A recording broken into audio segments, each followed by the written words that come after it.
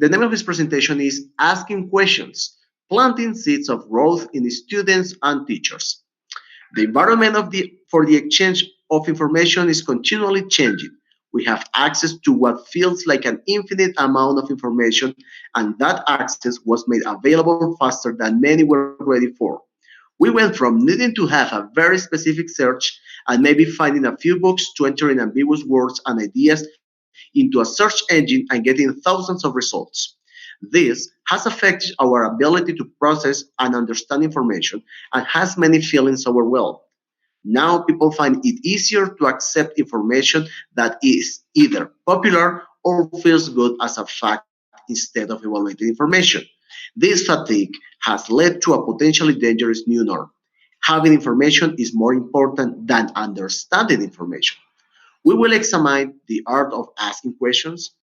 Asking questions, planting the seeds of growth in students and teachers. It's something that I feel like I witness on a regular basis because it's something that I think is important, specifically because when I became a teacher, I learned something called the backwards design. But when I came to Colombia, it was really, really something different. So I want to start with a simple exercise. All right. So who is this? Right. So I asked the question, who is this? Right. And it's a basic question. Who? It's one of the, your five W questions plus the H. It's Cookie Monster. But when you answer that question, it's also a Muppet, a Jim Henson creation, and a Sesame Street character. So from this point forward, I want you to think beyond what you see on the surface, right? So I have another question for you. So the question here is that the Elmo dance, to me, is one of the greatest dances ever that I've ever seen, because I just sort of have a sense of humor that's looking for the most fun in a situation. But I use two examples from something where students learn on a primary level about asking and inquiring. So where do we go and what do we do when we have questions? You can see that for most people go to Google. And this is where we go when questions feel challenging, but now probably when questions are easy as well. If you don't know something, you just go there. You just Google things. Google is a verb now. And a question that I would ask you is, what's the last thing you Googled? And did you feel any connection to the results when they appeared? It was a page full of results. Did you feel anything? And for me, I don't remember the last thing I Googled, and I don't even have a feeling or a connection to it. And that says something about us when we deal with the intelligence of who and what we are. Our intelligence is attached to our emotions, and the perspectives of our understanding starts with a question. And either you ask the question or I ask the question, but it's either you or me who present the question. Our most memorable questions are questions to other people. It connects us and it helps us to have a shared perspective.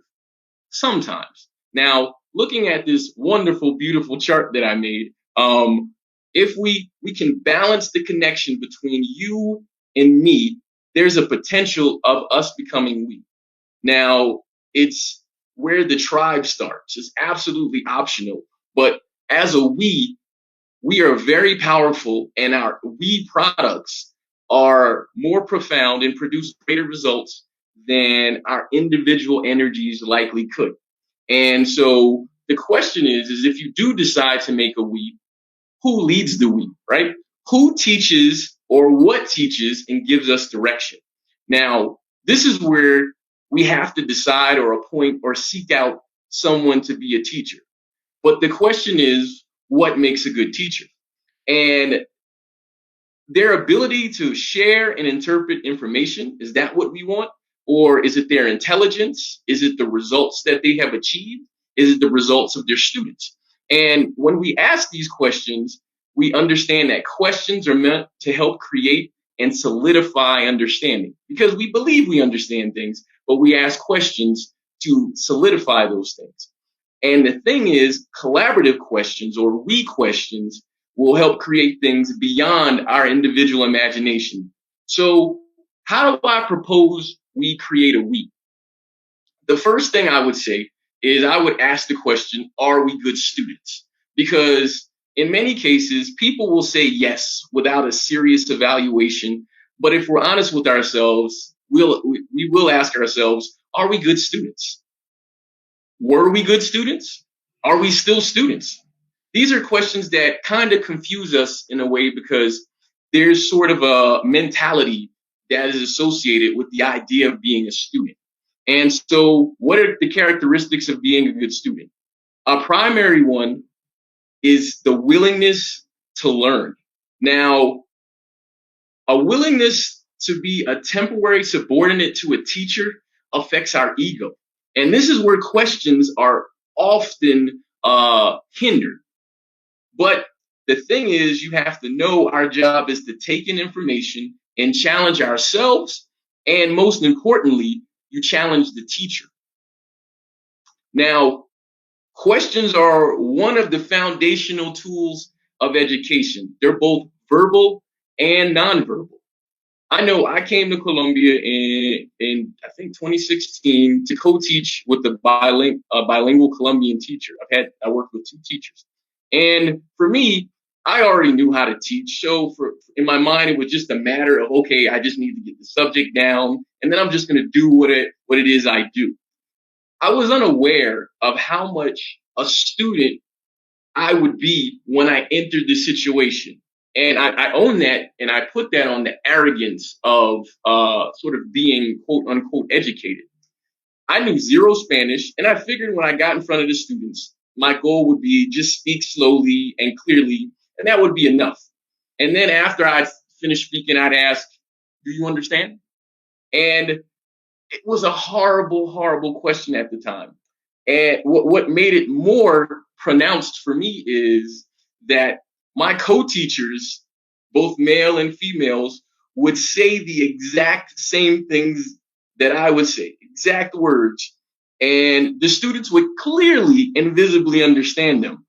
And after time, it became frustrating to me and confusing because I felt those moments really disheartened me and made me understand I really don't know what I think I know. So what do I need to do to get a similar reaction from those students? Now, today I'm very grateful for the experience I had at the school I worked at. It was IE Gustavo Matamoros de Costa in Armenia, in Quindío. And that experience made me evaluate me. I'm very appreciative of it, and it helped create the thought thread that I have going. So first, I decided to focus on me. In order to be a contributing and valuable part of the collective, you have to start with yourself. And in this case, I am the teacher, and I will likely be posing the questions first to students, right? And I must accept that there are no dumb questions. There are opinions about that, but there are no dumb questions. If people don't know, they just don't know. And I have to know as the teacher what I want them to know. And so the questions that I receive after that should be welcomed, because there are some teachers who don't welcome those things, but they should be welcomed, whether they're sarcastic or serious, but they should be welcomed as they allow you to help maintain the clarity of your goal and to help sort of bring any ambiguity in your perspective into the forefront for you to clarify. It's your task, it's my task as the teacher to investigate what that ambiguity is and to fix it and to gain greater clarity and to alter my perspective and possibly chart new paths for the students to get what I'm trying to help them understand. The grand goal is to give yourself and the students the most opportunities to be successful. So we look at the questions, steering, and listening from me, the teacher. After sharing information, both open-ended and closed questions are acceptable. Some people get upset about having closed-ended questions and open-ended questions. Sometimes you just ask them because you have to have the student gain confidence that they can speak to you comfortably. It's a matter of what that I, as a teacher, want to bring out of the student, but I have to know what I seek to bring out. And yes, the goal is to steer students towards information and have a conversation initially, but then you want them to do most of the talking. And you want to be listening for three specific things. You're listening to understand, you're listening for agreement, hopefully, and you're listening for the challenges that present themselves. If you can anticipate challenges, it's best to do that and then listen intently to see how they possibly create the solutions in their responses. Because understanding perspectives aid in finding clarity. So I pose a question to you. When is this, right? This image for me, because I'm originally from Brooklyn, New York, one of the 5 boroughs of New York City. When you look at this and you say, when is this, right? You can say, well, it's before 9/11. You can say maybe it's the 80s. You can say it's the past. Or you can say, if you're an American, the second date that will live in infamy. Or for some other people, you can say the moment before the world acknowledged terror, because terror really wasn't acknowledged in the United States in that kind of way before the moment that these buildings ceased to exist. So while when is this is an open-ended question, my understanding of what you know will help me steer you towards what I want you to know in the topic. It's meant for me to be open to unexpected answers and to mold and combine and create something that helps you understand what I'm trying to convey for you. This is where the most interesting investigations happen for teachers specifically, and I think this is where the most learning happens for students. Now you as the student, it is really important for students to ask themselves questions before they enter the room, while they're in the room, and after they exit the room. So as students, it's important to ask yourselves these questions. Are you giving the teacher an opportunity to bring out the best in you? How can you help the teacher help you? Those things are really important, because the thing is, that means you have a willingness and openness to learn from this other person. We have often preferred or familiar learning styles, and that is significant because in this moment, is it benefiting you or hindering you to acknowledge your preferred learning styles? How is it helping you or how is it hurting you? Do you have clear goals for yourself whenever you go into a class or whatever learning session you're in? Because the thing is, some people enter classrooms and they don't have clear goals of what they want to get that day. And you have to have a clear goal of what you want. So then once you have your goal, you have to know, well, what and how can I gauge if I grew? Because the thing about it is every day we're going to grow, but how can you acknowledge and know that you grow? This deals a lot with emotional intelligence, because you have to give yourself credit for and where you want to and where you are going. So in that, you have to think, well, what is my plan of action if or when there's a disconnection or an understanding between you and the teacher? Because this happens. There's a difference in teaching and learning style. What do you do if there's a disconnection?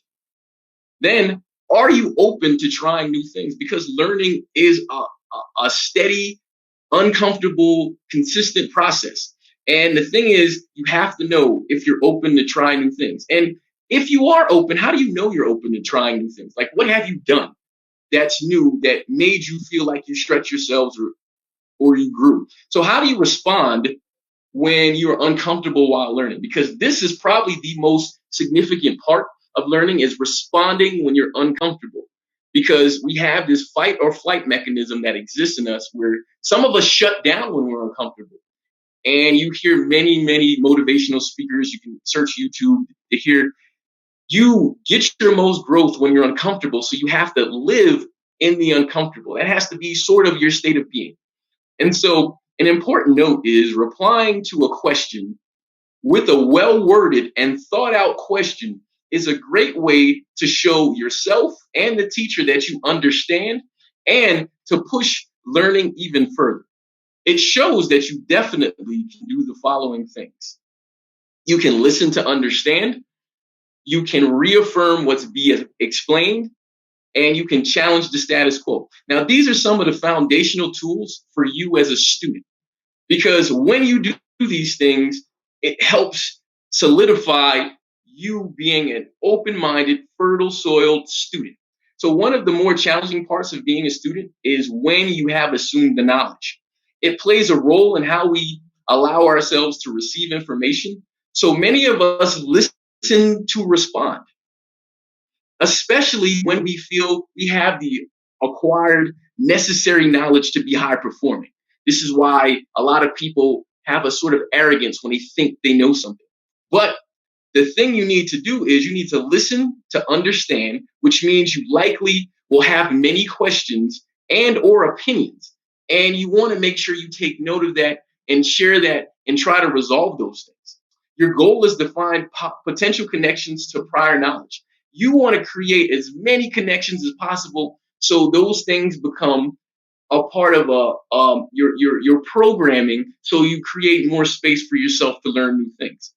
Reaffirming what you believe you have taken in is a vital tool to question creation and aid the listener and the speaker and the audience. Because when you reaffirm what you believe and what you've taken in, you're like, yeah, I just heard him talk about culture. Yeah, I know what culture is.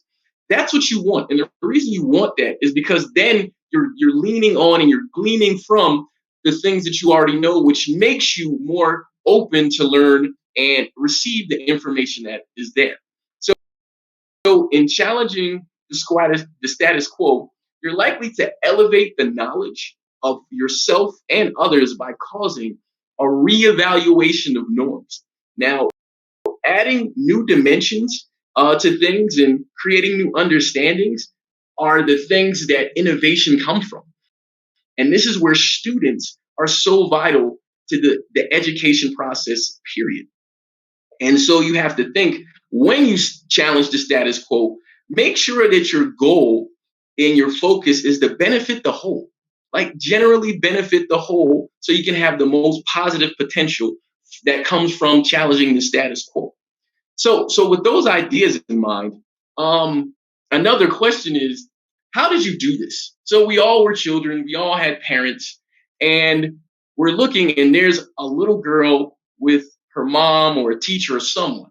And how did you do it? How did you learn how to tie your shoe?